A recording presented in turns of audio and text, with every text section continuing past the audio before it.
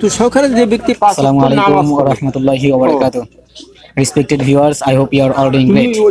ই করতেছো না না তো চলে না কম আপনারা দেখতে পাচ্ছেন আমার দাদা রিসেন্টলি হজ করে এসেছে। বিশ্বনবী সাল্লাল্লাহু আলাইহি ইসলামের রওজা মোবারক জিয়ারত করে এসেছে। তো দাদার কাছ থেকে আমরা নামাজ সম্পর্কে কিছু কথা শুনবো। আল্লাহ সুবহানাহু ওয়া তাআলা আমাদেরকে ধৈর্য ধরে দাদার মুখ থেকে নামাজ সম্পর্কে কিছু কথা শোনার তৌফিক দান করুন, আমিন। দাদা ঠিক আছে। আলহামদুলিল্লাহ, আল্লাহ পাকের লাখ কোটি শুকরিয়া, আল্লাহ তাআলা আমাদের সুস্থ রেখে পবিত্র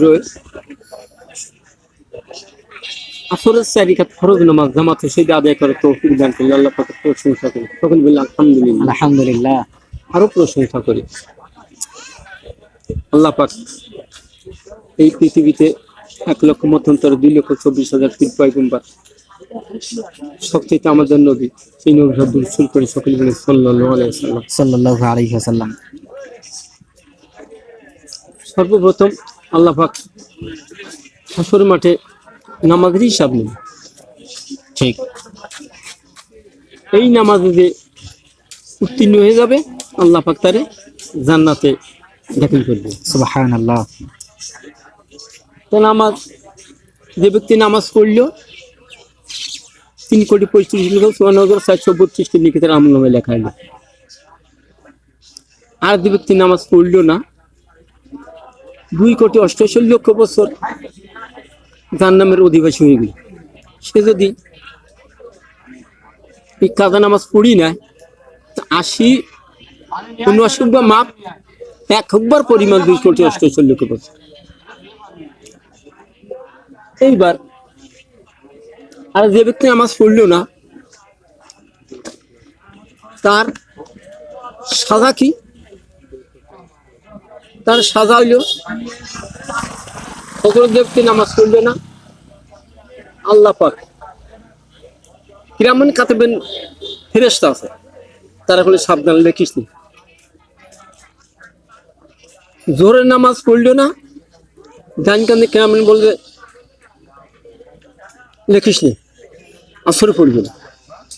আর আসরে পড়লো না কোন সাবধান লেখিস নি, বাপ খান্দালার বলতেছে, তা বলতেছে মাগরিবি পড়বে না, মাগরিবি পড়লো না লেখপত দেয় না।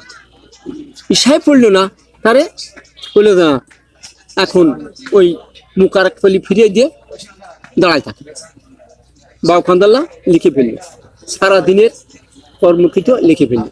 এইবার তার আযাব কি? ফজরের ব্যক্তি নামাজ পড়লো না কবরে এমন একটা ফেরেশতা থাকবে 1 গজ মারবে 70 গজ মাটির তলে চলে যাবে, আবার তারে জিন্দা করে উঠবে। এরকম জোহর পর্যন্ত মারবে, জোহরতে আবার আসর পর্যন্ত, আসরেতে মাগরিব পর্যন্ত, মাগরিবতে ইশা পর্যন্ত, ইশাতে আবার ফজর পর্যন্ত, কিয়ামত পর্যন্ত মারাতালি থাকবে। এ ভয় ভয় আযাবের কথা শুনেও যে ব্যক্তি নামাজ না পড়ে সে তার চিত্ত আর দুর্ভাগ্য থাকতে পারে না তার। ঠিক। এই যে সব টিভির দোকানে বসে রয়েছে, কোন একটা মানুষ আল্লাহ এবং আল্লাহ রাসূলের কথা আলাপ-আলোচনা করতেছে। আমার ছেলে হোক, আমার ভাই হোক, যে কেন্নাই হোক, দুনিয়াবিদি কথা, খারাপ কথা, চাইফুলের কথা, দুনিয়াবিদি কথাই বেশি ফেলতেছে, আখেরাতের কথা মোটেই বলতেছে। আখেরাতের তুলনায় দুনিয়া 3 সেকেন্ড, 5 সেকেন্ড, 3 সেকেন্ড। আখেরাত অনন্তকাল থাকতে হবে। সেই নামাজ সম্বন্ধে আল্লাহ পাক রব্বুল আলামিন বলছে যে কবরে যে আমাদের জব্দি করতে পারলো, 3টে প্রশ্নের উত্তর দিতে পারলো, আল্লাহ পাক তার জান্নাতে প্রবেশ করায় দেবে। সুবহানাল্লাহ। সেই 3টে প্রশ্নের উত্তর কি? মান রব্বকা, মান দিনুকা, মান নবিয়ুকা। এই প্রশ্নের উত্তর আল্লাহ পাক যদি কারোর ভাগ্যে রাখে দেয়, সে ব্যক্তি আল্লাহ পাক যদি একবার মাফ করে দেয়, তার আর কোনদিন জাহান্নামে যাবে না, আল্লাহ তারে জান্নাতে পাঠায় দিবে। সুবহানাল্লাহ। এইবার যে ব্যক্তি নামাজ পড়ে না তার ভয়ানক ব্যাপার কি? দুনিয়াতে তার মুখের আকৃতি নষ্ট হয়ে যাবে। তার কোনো, সে যদি ভালো কাজ করে তার কোনো বদলা দেওয়া হবে না, জিল্লতে সবই মৃত্যু হবে তার। এমন পিপাসা হবে এই সমুদ্রের পানি গলায় ঢেলে দাও তাও তার পিপাসা মিটবে না। কবর 3 প্রকার আযাব হবে। কবর এমন সংকীর্ণ হবে যে সেই কবর এক পাথর হাড় আর এক পাথর ঢুকে যাবে। আউযু বিল্লাহি মিন যালিক। এইবার আমরা একটা ফেরেশতা নিযুক্ত করা হবে, সে ফেরেশতা বলবে যে তুমি আল্লাহর হক নষ্টকারী, আমাকে তোমার পা নিযুক্ত করেছে। একা গর্দ মারবে, ওই 70 গাছ মাটির তলে চলে যাবে। কিয়ামত পর্যন্ত আমার এই অবকাশ আল্লাহ পাক দিয়ে দিয়েছে তোমার পা।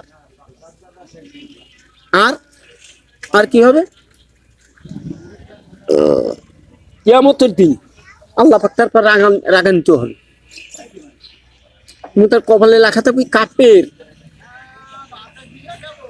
এইবার আল্লাহ পাক তার কঠিন ভাবে হিসাব নেবে।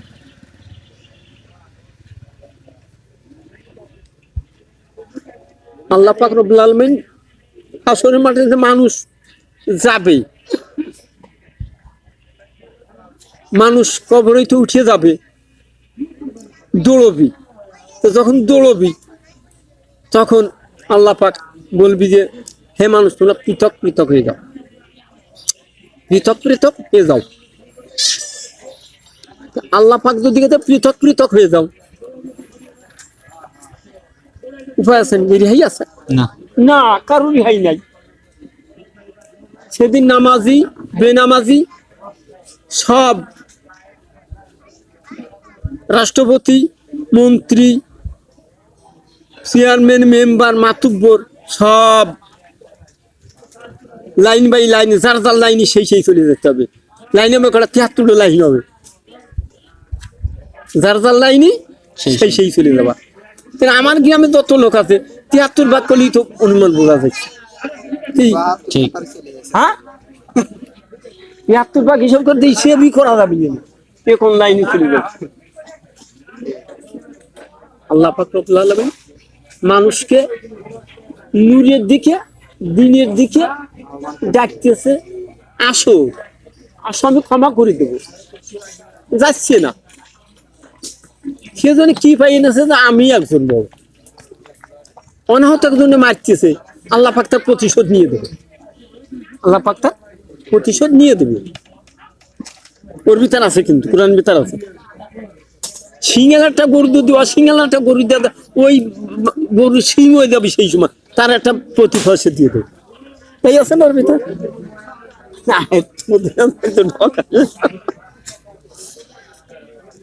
আসসালামু আলাইকুম। সম্মানিত ভিউয়ার্স, আপনারা শুনেছেন আমার দাদা আলহাজ হাজী মোহাম্মদ হাদিকুল্লাহ নামাজ সম্পর্কে আমাদের উদ্দেশ্যে কিছু কথা বলেছেন। আল্লাহ তাআলা দাদাকে কবুল করুন এবং আমাদেরকেও কবুল করুন, আমিন। আসসালামু আলাইকুম ওয়া রাহমাতুল্লাহি ওয়া বারাকাতুহু।